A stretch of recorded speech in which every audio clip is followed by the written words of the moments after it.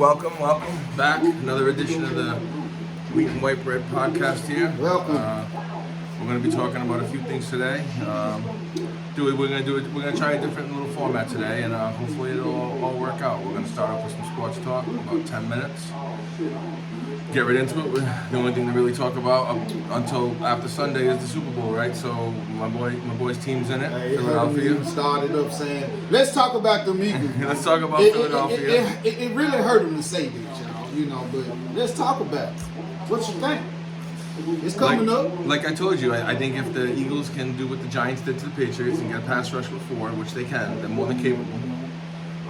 Then they should be able to win the game, win a close game. I think that's the key to the game for Philly.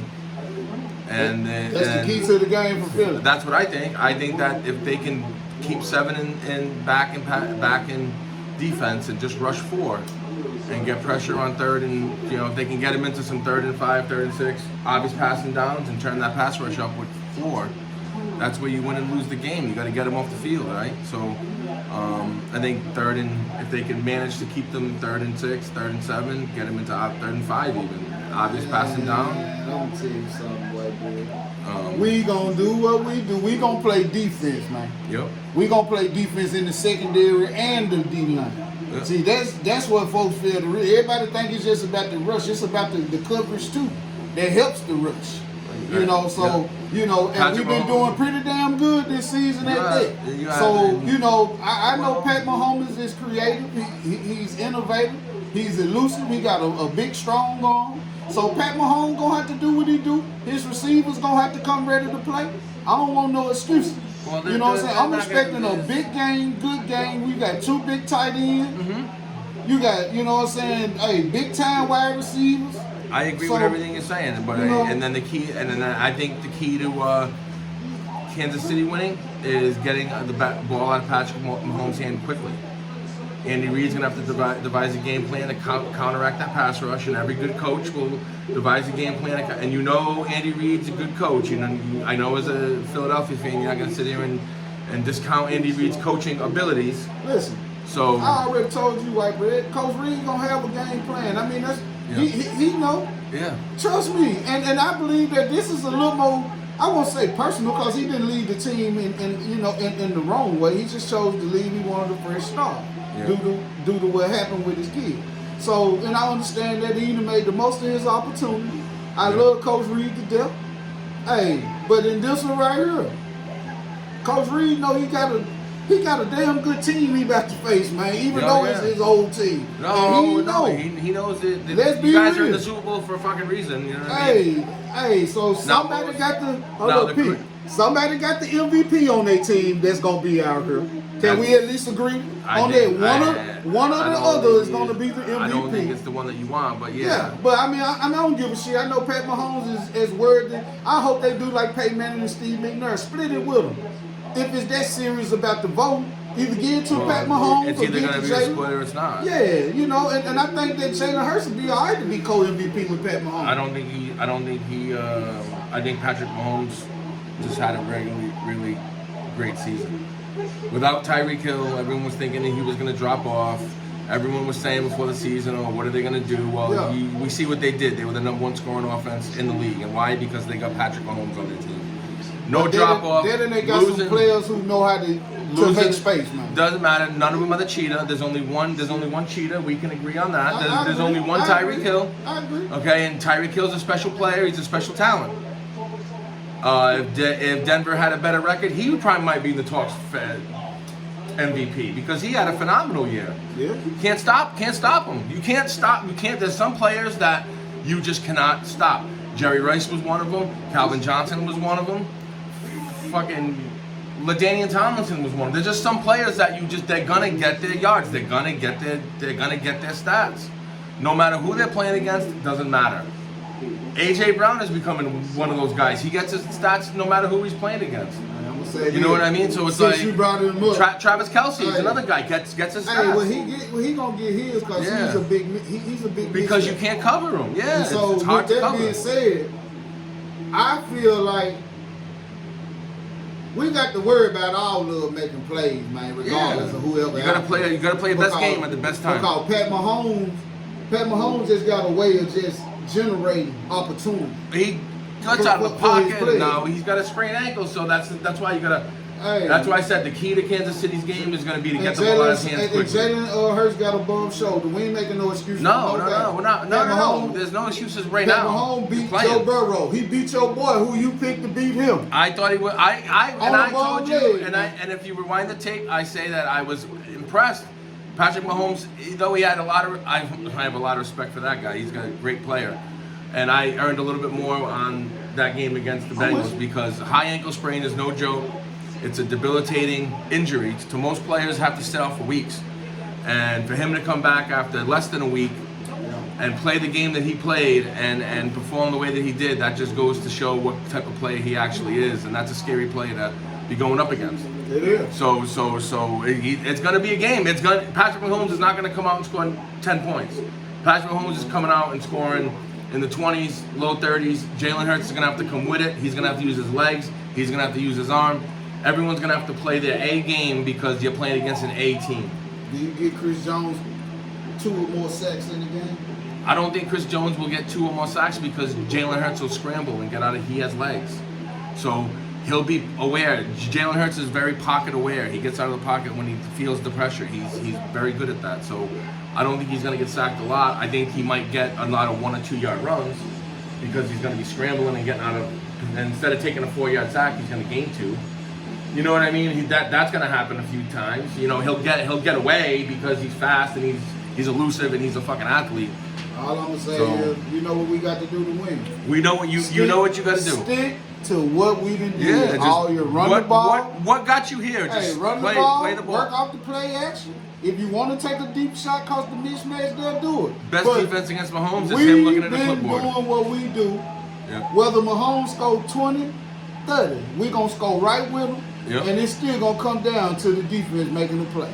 Yeah. And I just believe, hey, Now quickly we're gonna we move are on. who we are. I think right now I'm gonna say that even though I told you I was gonna use my NFL Pro Era experience to judge, I did end up scoring more points with KC against Philly than I did with Philly, just barely.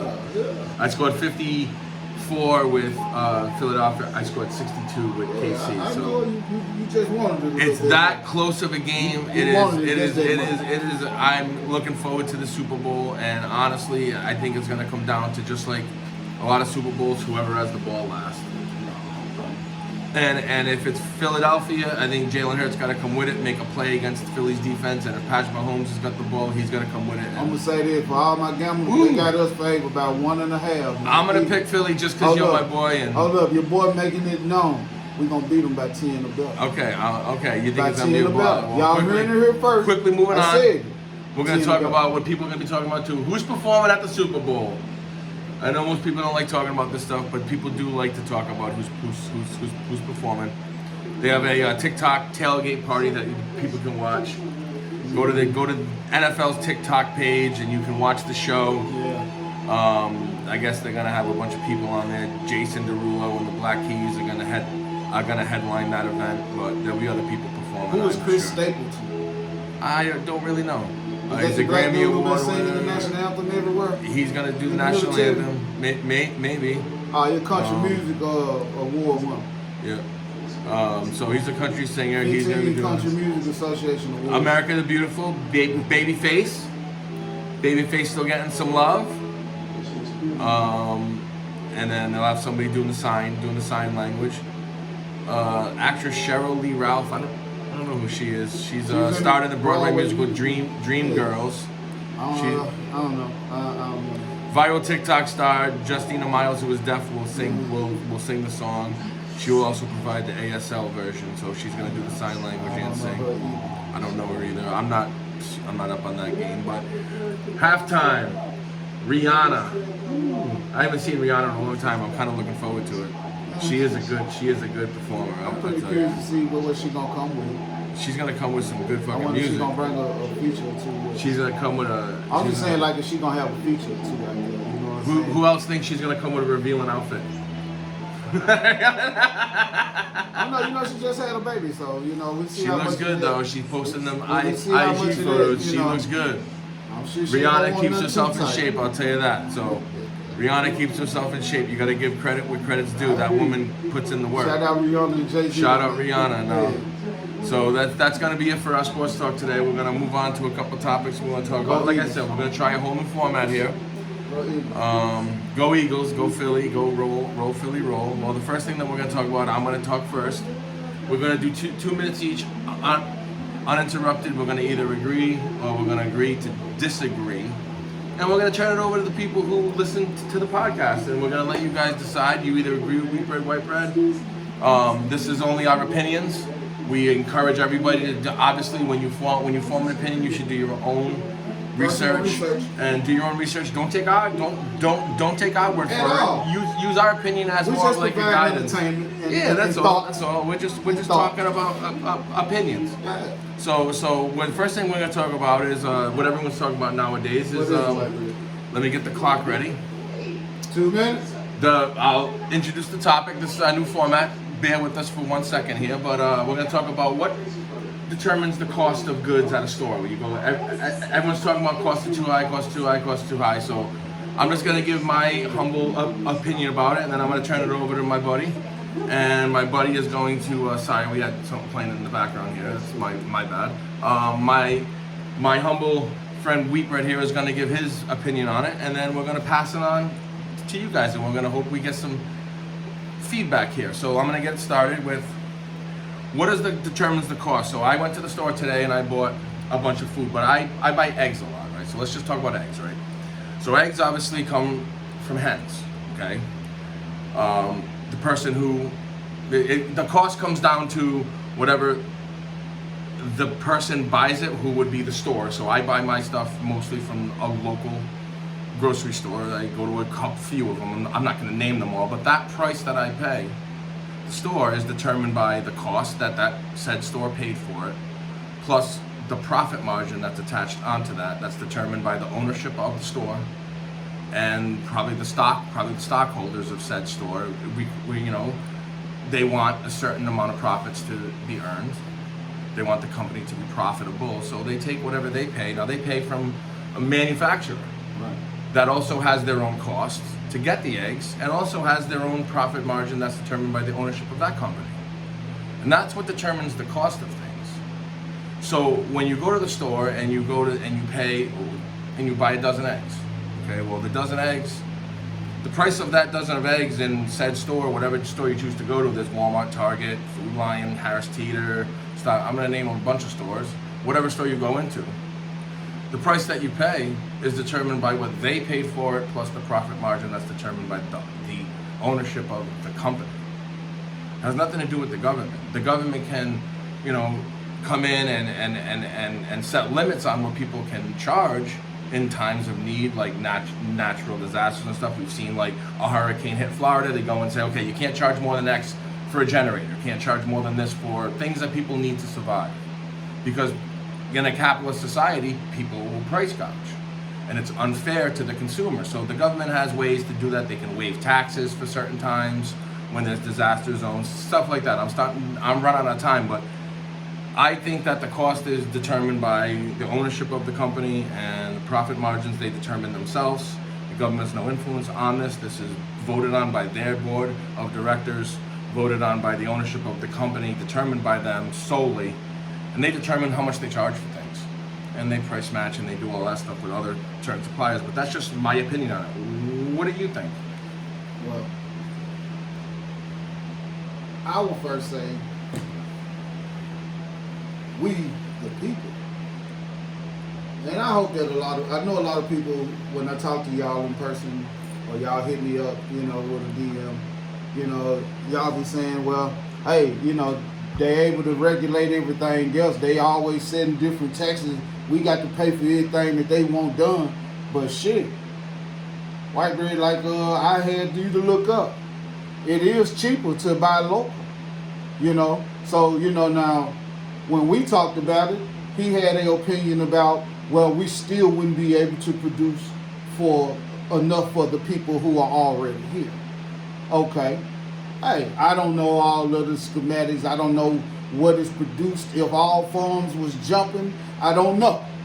And that goes for any produce that we do get. But I do know that when people sit here and they threaten the American people, from my opinion, you able to set the price and limits and do all of this and set taxes and interest rates and do all of this. Quit playing with the people though, man. You know, especially if you know you got a vast majority of the people who broke. You got a vast majority of the people who work so hard, so long, all week, and still broke, and all you doing is jumping up the price on everything. You know, come on, quit playing with me, because I'm already looking at the fact y'all got fake meat already in the store. And you telling people you got fake meat. And you gonna still charge me like I'm buying real meat. And you playing. You playing. So you can't have it both ways, in my opinion. I just feel like that if you supposed to be the government and you want people to look at it and really take it like, oh, okay, yeah, they doing what's best for me and mine and we good and whoop the whoop.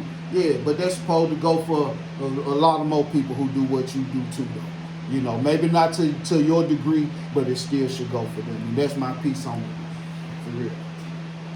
All right, so just to wrap up what we think, my opinion was that when you go to the store and you buy something at the store, the price that you pay when you go to the cash register is determined by whoever owns that particular store, because in this country we're a capitalist society where people can charge whatever they want for goods and services. Now they have to be competitive if they want to be successful, so they price match other stores who sell similar goods and services to them. This is a common practice, okay? But the actual price is determined, my opinion, the actual price that you pay, whether they're rising or not, is determined by the people who own the store. The people who own the store choose whatever they charge. They purchased it, and then they add their profit margins on, and that's it. Okay, so if I'm selling a can of tuna fish, well, I don't produce the can of tuna fish, but I want to sell it. Right. So I have to buy that can of tuna fish from somebody who produces it. Shout out to the tuna fish. Shout out whoever makes tuna fish. Because my mom loves tuna fish. But that my opinion is that manufacturer of said tuna fish has to buy that at a cost. Right. And then to make money himself, he has to add profit margin onto that. Right.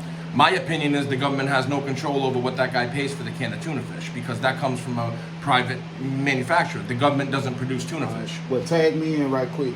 So go ahead. So that's my opinion. So to wrap up what you said. Yeah. So to wrap up and kind of piggyback with what he's saying, you know, and we just throwing it out there. Yeah. It's what you all think too, you know. Yeah. But I feel like that if that's the case, and if you're gonna have a store around where I live, and I know that we got egg farms and stuff, and people who do sell eggs. I just don't want to drive 45 minutes to an hour out the way every other week to go buy some eggs. So I'd rather go to the grocery store. But if these stores would buy local, then you could put the farmers in a position where they know that they have a reason to get up every day and work hard and get back to the bid. Yeah. You know what I'm saying? I'm just saying, because one hand washes the other, but that would lower the cost on them because you're getting it locally now, as well as on us because we're able to purchase more locally. Well, the problem with that, the only problem that I see with that is when you talk about the regulatory processes that are in place to provide food to people inside of a store. You have to meet health department requirements. A lot of these local farms don't have the means to do that. So they don't even have the ability to mass sell. Plus, they don't have the means to produce the quantity needed to just stock one Food Lion shelf, never mind everywhere in the region. So it would take a lot of coordination, and it would take a lot of assistance from the government to get these farms up to code, so they could actually meet health department standards. But they could do that though. But it would take a huge investment. So this is what people don't want to do. They want to cut spending. So that would mean more spending. So the money has to come from somewhere, right? So it's like, if you want the government to subsidize all of these programs, well, that's great, but you better get ready for some high spending, higher than we're spending now, because as I detailed in one of the TikToks that I made, and we're going to talk, just transition us right into the next topic, and I'll just go first on this one. Okay. We're going to talk about the Chinese fucking spy balloon that flew, that got shot down. So I put up a TikTok. Check it out, y'all. No, I'm gonna hit the reset button here, and I'm gonna start on this. All right. So I put up a TikTok because we live in North Carolina, and I woke up And the local news, everything that you could see was this Chinese fucking spy balloon flying over North Carolina, and basically they had pictures of it and all this shit. And I put a TikTok up, and I, because I look into things, and the government approved defense spending at $816 billion for 2023, right? So I put up a TikTok that said, with us spending 2.2 plus, it's actually 2.23 if you do the math. If you just take 816 divided by 365, you'll get the day per day spending in billions of dollars, and it's 2.23 change. We spend over $2.2 billion a day defending this country, and we can't take care of a fucking balloon. Like, I was very, and I put up a TikTok, and the first comment that I got is, I don't think we spend $2.2 billion a day. Well, and like my friend made aware to me, is like, most people don't understand how I get these numbers. Well, I just go, it's quick, very quick. You just go online, Google approved defense spending. Here, I'll do it right now. We'll put a timer on it. It took me over about 20 seconds. Approved defense spending 2023. Boom. $816.7 billion they passed, fiscal year 2023. Divide that by 365, you get that 2.23. If I'm wrong, I'm wrong, I'm not. All right, so when I put the TikTok out there, and I said, why can't we take care of a balloon, in which we ended up actually taking care of the thing, which I was glad we did. But I think China's fucking around, and I'm gonna run out of time, but I think China's trying to set a precedent, whereas if something goes into your airspace, it's free game now to shoot it down.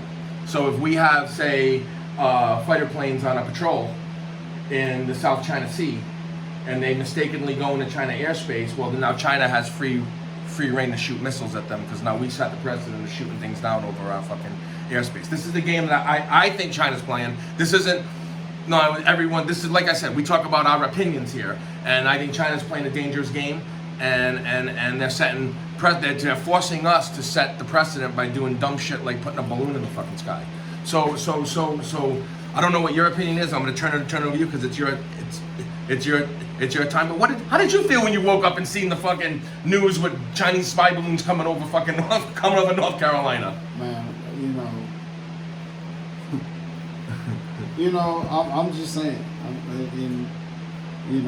Hypothetically, allegedly, shout out my boy Kwame Brown for that.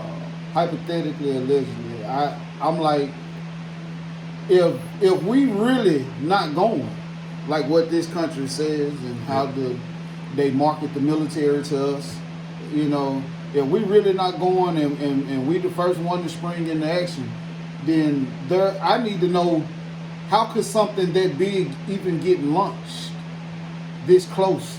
That it ain't sailed all the way across the Atlantic Ocean. Well, that's what they're saying, that they were fucking tracking it for like a few but days. It ain't sailed all the way across the Atlantic Ocean. Well, hold on, and we ain't got no visual. Well, we did have a visual. Of this big ass motherfucker floating for days until it make it. The first sighting, they told the people it popped up over Montana. That was a fake. That was a balloon. That was I'm just figured saying. it out. No, hold on. I'm not to Hold cut you. on, Go ahead, man. Go ahead. Sorry. They told us it popped up over Montana. I'm just going with what was first reported when they first made my attention that we even had anything in the air. So whether it was fake video, I know other people were posting video. Other people been posting videos of a lot of stuff. But if you're telling the people that this is a spy balloon, it shouldn't have never made it from Montana all the way over here to North Carolina. I'm just saying, regardless, like how when you said they could have just pulled the motherfucker out of the air, wheat bread. They didn't have to shoot it down, but they could have pulled that motherfucker out the air if it's just a damn balloon, And so it made me think, you're right. They could have just pulled that motherfucker, and they didn't. But if it was done on some other shit, if it is true, allegedly, hypothetically, if it is true, then I don't know what that move could be other than to show the American people that your government ain't gonna do shit. Yeah, they had no other choice but to shoot something out the sky after the American people was wondering what was taking so long. Hold on. And that's my time on it. Okay, hold on. Well, I'm just gonna say,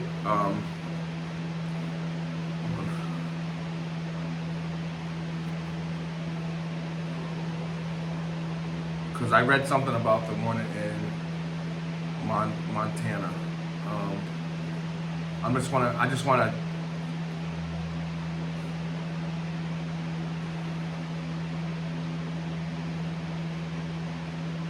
Okay, so.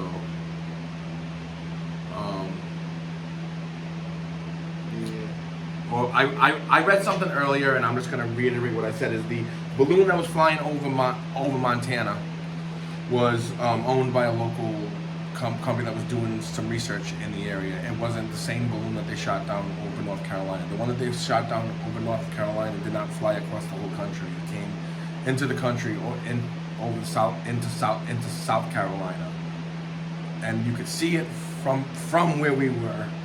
But it wasn't directly over the top of us. It was as soon as it crossed over the South Carolina border, it got shot down. So that's what I read. The one in Montana was just something that was just a